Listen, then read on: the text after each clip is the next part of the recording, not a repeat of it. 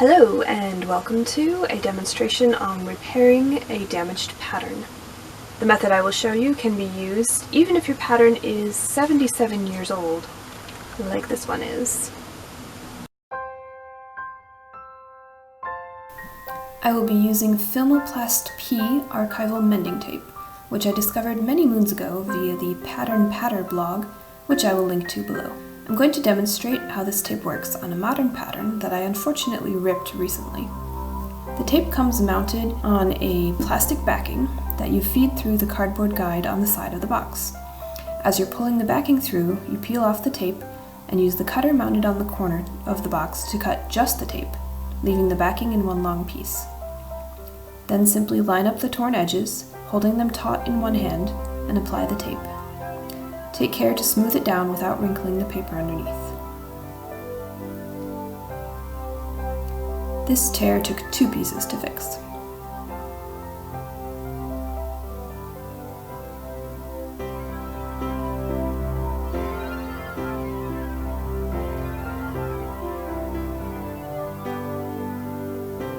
And it's good as new. From the backside, you can barely even tell it was there. Now on to the vintage pattern. This one came to me a few years ago from a friend who had several vintage patterns in her possession and thought that I could use them. Most of the patterns she gave me were in good shape, but this one was pretty beat up. The pattern pieces had been wrapped in this tissue paper, which, as you can see, has aged and yellowed very badly. I suspect that the original owner of the pattern back in the 40s had done this not knowing anything about acid-free archival quality paper. And as you can see, the places where the original tissue pieces came in contact with the foreign tissue paper are the most damaged. It is especially bad where there are folds and creases in the paper. I actually tore one segment off of this piece without realizing it just by trying to unfold it. The first thing to do is unfold the pattern completely and get that horrible tissue paper away from it.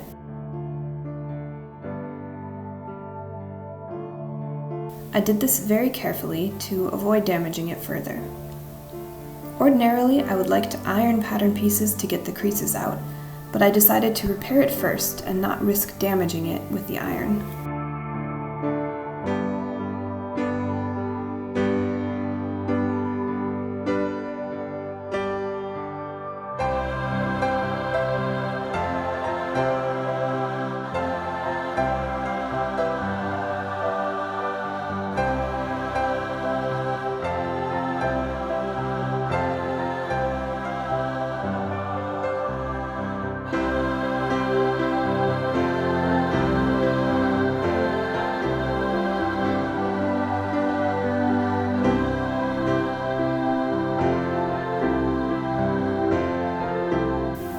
When in doubt, lots of little pieces of tape are better than one long piece, as they can give you more precise control.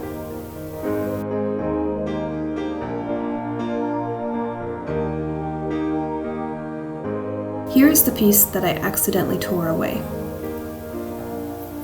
I wasn't sure where it fit exactly, so I consulted the pattern diagram. Nope, not there. To make sure that I was putting it back in the right place.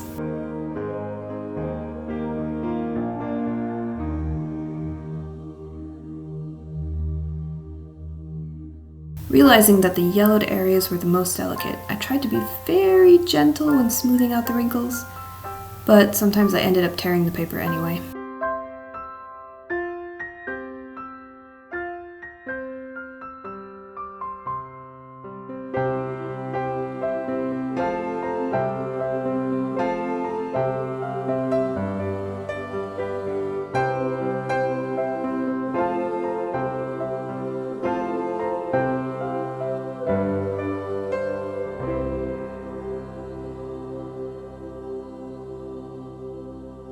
Some areas required more reconstruction than repair. I felt kind of like an archaeologist.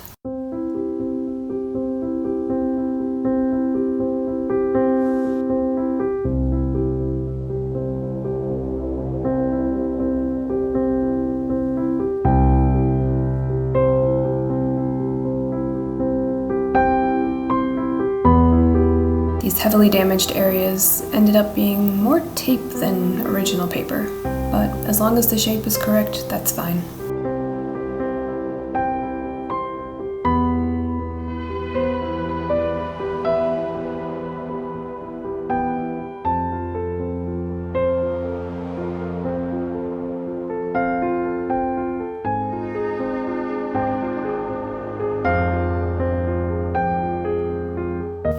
Now, this area was a big problem, which is why I chose to save it for last. Some of the tissue paper at the fold had completely disintegrated, so I had to fill in the empty space with tape. First, I applied strips across the divide, kind of like a ladder.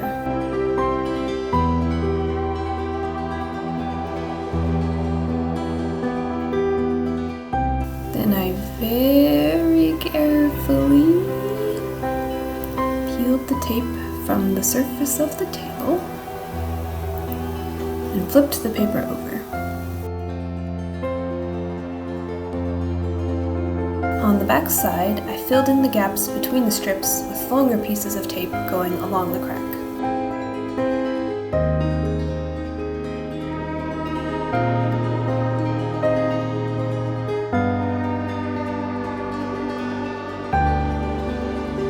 Back on the front, I covered any exposed areas of sticky adhesive with another layer of tape. That was the worst piece, which is why I started with it. Most of the rest of the pieces only had minor tears, and there were no other missing pieces that I had to reconstruct. So it was all downhill from here.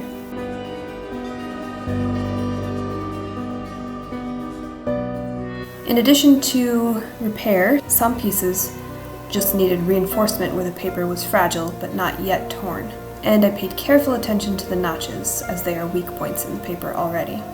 This pattern contains a lot of little pieces, but most of them are in good condition.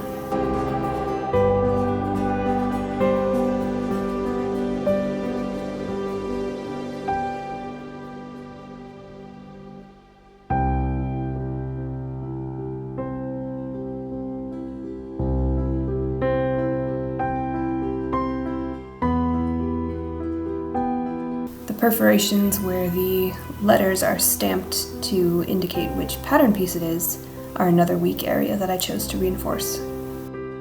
Now this last piece, the sleeve, was torn by me when I was originally inspecting the pattern, which just goes to show that even when there isn't discoloration, the paper might still be delicate and must be treated with care.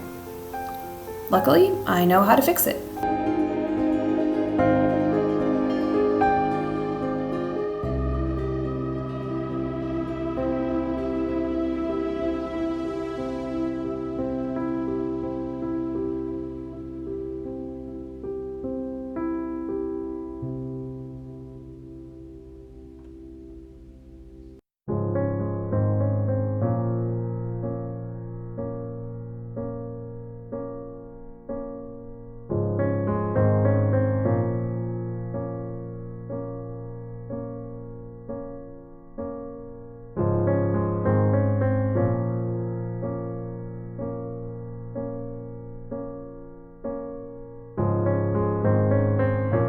Once all my pieces were repaired, reconstructed, and reinforced, I took them to the iron and pressed out the wrinkles and creases on a low setting, with absolutely no steam. That's very important. Paper does not like moisture. Filmoplast P can be ironed just like paper, which is another quality that makes it ideal for pattern repair. It is actually made of paper.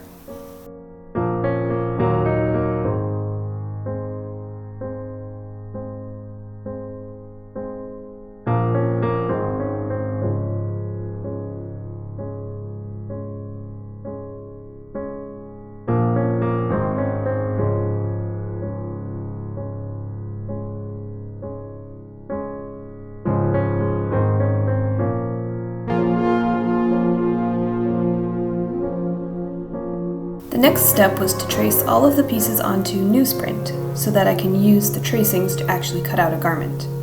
I don't want to risk further harming the original pattern by pinning it to fabric and attempting to cut around it.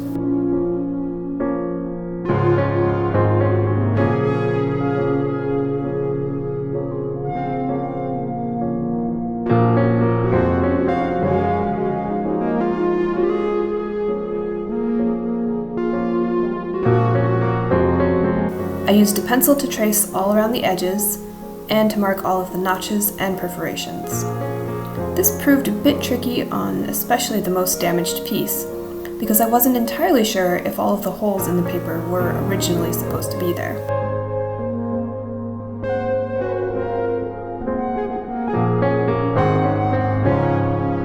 I used a tiny hole punch to reopen any holes that I had taped over while repairing. I was very careful to only punch holes in the tape itself and not in the paper.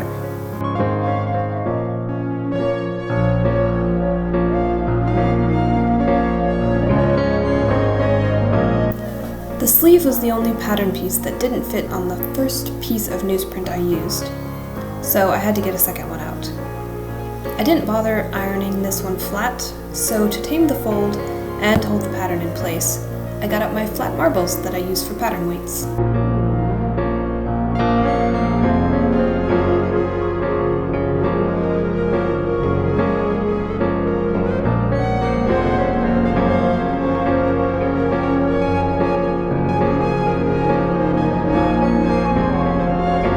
Aren't these cute, by the way?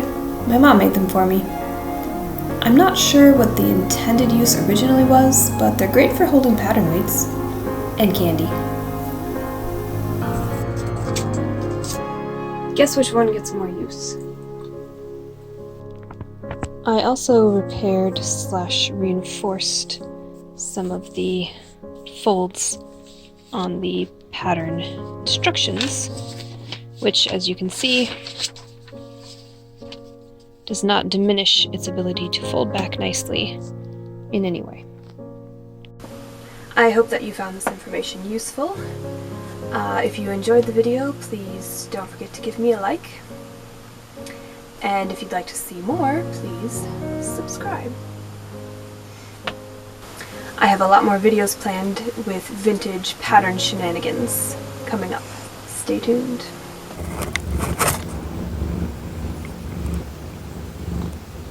Hi, Jazz. Are you quite content?